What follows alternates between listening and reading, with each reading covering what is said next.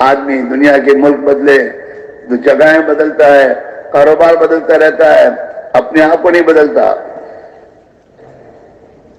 کہ میں اللہ کی اطاعت نہ ہوں، تو آدمی پریشان ہوتے، دعا کراتا رہتا ہے، دعا کراتا رہتا ہے، حضرت دعا کیجیے، اور راستہ پریشانی کا حاصل پکڑا ہے، بیٹھا ہے کراچی کے ٹرین میں اور جانا چاہتا ہے لاہور، اور حضرت سے دعا کرا رہا ہے، حضرت دعا کیجیے میں اطمینان سے پہنچ جاؤں، ٹرین نہیں بدلتا، تو حضرت کی دعا پہنچا دی گئی اس کو؟ ارے بولو تو صحیح، نہیں، دعا حضرت کی دعا کا قصور نہیں ہے، قصور اس کا ہے، غلط راستہ اختیار کیے ہوئے ہے، اس ٹرین میں بیٹھے جس ٹرین میں جو ٹرین اسے لاہور پہنچائے گی، اور پھر دعا کرائے تو وہ لاہور پہنچ جائے گا۔ ایسا آج ہمارا حال ہے، زندگی بدلنی نہیں، دعا کرتے رہنی ہے۔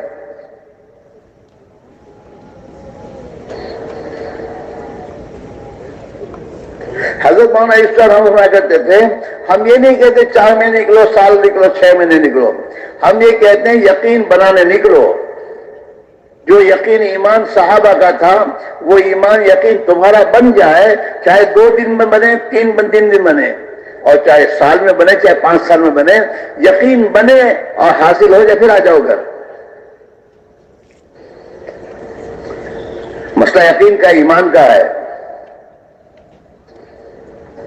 حضور پاک علیہ السلام نے صحابہ کا ایمان اور یقین پر محنت کروائی آپ نے، ورنہ ان کا یقین تو ہم سے بھی زیادہ بگڑا ہوا تھا۔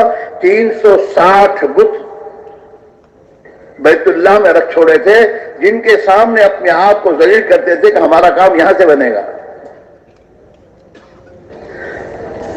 لیکن حضور پاک علیہ السلام تشریف لائے، آپ نے ان پر محنت کی، اور وہ 360 کا بیت اللہ سے بت تو نکلے ہیں بعد میں، سب سے پہلے بت نکلے ہیں دل سے۔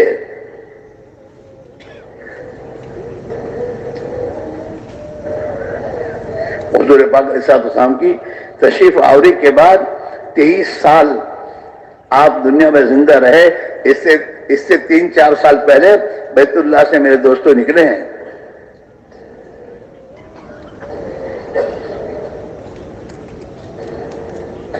تب تک ان بتوں کو دلوں سے نکالنے کی محنت ہوتی رہی۔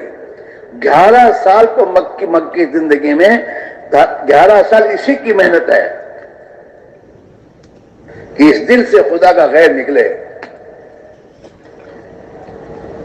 چاہے وہ بت کی شکل میں ہو، چاہے چیزوں کی شکل میں ہو، چاہے ملک و مال کی شکل میں ہو، جس شکل میں بھی ہو، یہ سب بت ہیں۔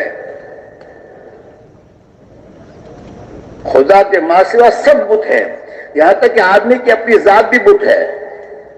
اگر یہ اس کا یقین ہے کہ میں ہوں تو کام ہو رہا ہے۔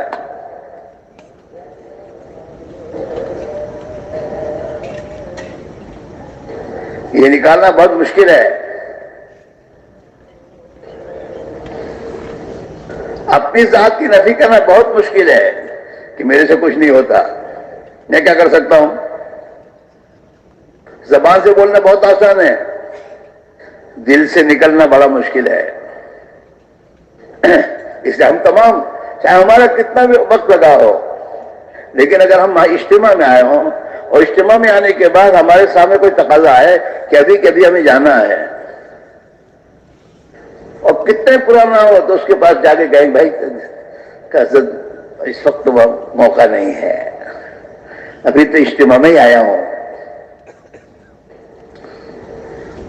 گھر جا کے پھر دیکھوں گا۔ اور صحابہ کو حضور پاک علیہ السلام نے وہ یقین بنایا تھا کہ آپ بدر میں آپ نے صحابہ کو یہ نہیں کہا ہم کو وہ مقابلہ ہوگا، بدر میں تو آپ اپنے صحابہ کو میرے بھائیوں دشمن ان کے خلاف اپنی کوئی اسکیم بنا کر ان پر مقابلہ کرنے اور ختم کرنے کی ترتیب سوچا ہوا تھا، تو وہ قافلہ جو وہاں سے ہتھیار لے کے آ رہا تھا، اس قافلے کو روکنے کے لیے نکلی ہے کہ یہ قافلے کو روک لو اور ان کے یہ ہتھیار یہ تمام چیزیں روک لو تاکہ یہ ہم پر حملہ کرنے نہ آئیں۔ تو مدینہ کے باہر آپ تو تشریف لے گئے ہیں ان کو روکنے کے لیے قافلے کو، لیکن قافلہ راستہ بدل کے نکل گیا تو آپ نے صحابہ سے آگے چلو، کچھ ہے نہیں۔ اسباب کی دنیا میں صحابہ کے پاس دشمن سے مقابلہ کرنے کچھ نہیں تھا، لکڑیاں کچھ تھی، کچھ تلواریں تھیں اور کچھ سواریاں تھیں، لیکن چلیے آگے جا کے جب ٹھہرے تو دشمن مکہ سے سہارا ہے۔ اب حضور نے کہا کیا کریں گے؟ کہا آپ جو کہیں گے وہ کریں گے، یہ نہیں حضرت واپس چلیے آپ جو فرمائیں، اس لیے کہ ہمارا ایمان ہمیں یہ کہہ رہا ہے کہ آپ کی بات ماننے میں ہماری کامیابی ہے، آپ جو فرمائیں گے وہی کریں گے۔ نہ نہیں کہا صحابہ نے، تبوک کے موقع پر صحابہ نے نہ نہیں کہا، ہر حال میں تیار ہیں۔ یہاں تک ایک صحابی کے بارے میں آتا ہے کہ حضور کے ساتھ جانے میں، اللہ کی راہ میں جانے میں، ایک باپ اور ایک بیٹا دو ہی تھے، اور سات بہنیں تھیں اس صحابی کی۔ بیٹا کہتا ہے میں چلوں گا، باپ کہتا ہے میں چلوں گا، تو باپ کے بارے میں فیصلہ ہوا، باپ اللہ کے راستے میں حضور کے ساتھ گیا اور اس میں شہید ہو گئے، اور حضور اپنے صحابہ کے ساتھ جب واپس لوٹے احد سے واپس لوٹے تو پھر اللہ کا حکم آیا کہ دشمن پھر دوبارہ لوٹ کے آنا چاہتا ہے، جاؤ اس کا مقابلہ کرنے۔ تو اس بچے کے والد کا تو انتقال ہو گیا تھا، شہید ہو گئے تھے۔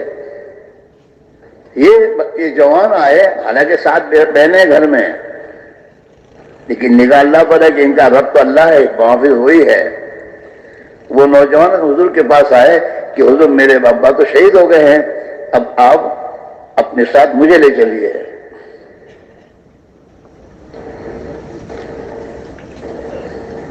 یقین محکم، مضبوط یقین چاہیے۔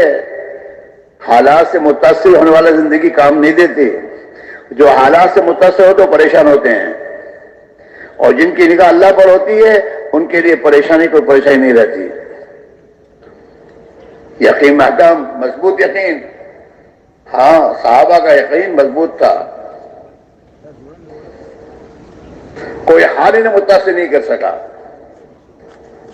کوئی حال نہیں۔ اور جب کسی حال سے متاثر نہیں ہوئے تو اللہ نے ہر حال میں ان کی مدد فرمائی، ہر حال میں۔ اللہ کے نبی کا فرمان ہے کہ انسان جس مخلوق سے نہیں ڈرتا وہ مخلوق انہیں نقصان نہیں پہنچا سکتی۔ زبان کے بول نہیں، اندر کا بول۔ تو حضرت یہ فرماتے تھے میں کہہ رہا ہوں اللہ کی راہ میں نکلو اپنے یقین کو بنانے کے لیے، اگر تمہارا یقین 2 دن میں بن جائے تو واپس آ جانا، اگر تمہارا یقین 4 مہینے جانے کے بعد بھی نہ بنے تو پھر آگے بڑھو، یقین بناؤ، یقین بن کے آ جاؤ۔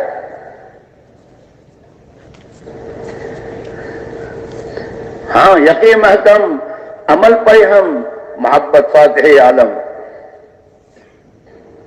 یہ ہے ہمارے اس راستے کی، اس دین کی محنت میں جو مایا ہمارے پاس ہونی چاہیے، یقین محکم، مضبوط یقین کہ کوئی حال یہ نہیں کہ پیسے خرچ ہو گئے چلو۔ ہمارے حاجی عبدالحق صاحب رحمۃ اللہ فرما کرتے تھے تم لوگوں کو کیوں پوچھتے ہو کتنے پیسے ہیں؟ یہ اللہ کے راستے میں جا رہے ہیں، اللہ کے بھروسے جا رہے ہیں، اور تقاضے بھیجو، یہ نہیں کہ ان کے پاس اتنے تم کو یا قریب بھیجو، مجھے کہتے تھے تشکیل والوں کو پیسے مت پوچھو کتنے ہیں، تقاضا جائے ہم جوڑو بھیجے میں.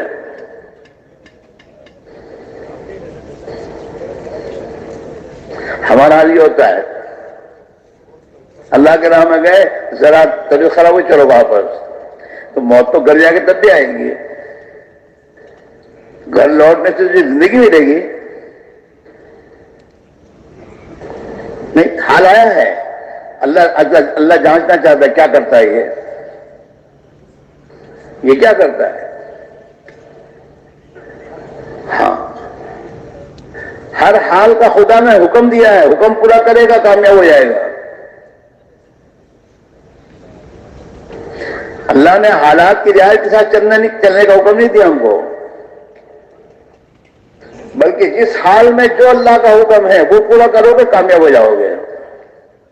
ابراہیم علیہ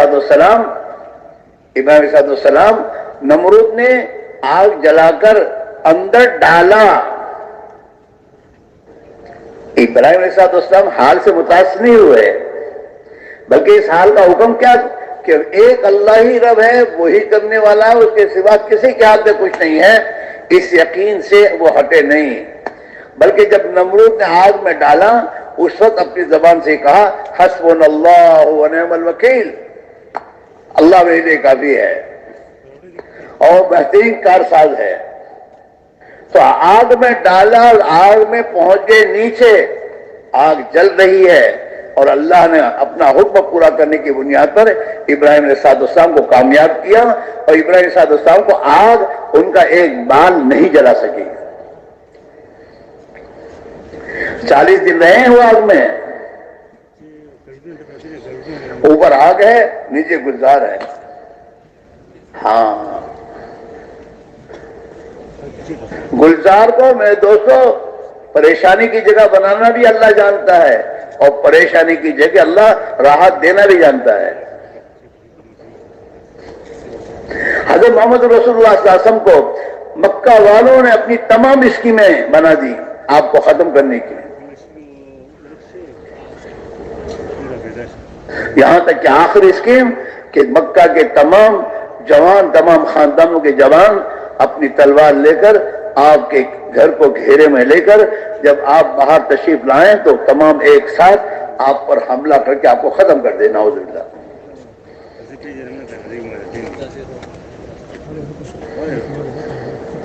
آپ اپنے گھر میں آرام فرمائیں، چاروں طرف مکہ کے قبائل کے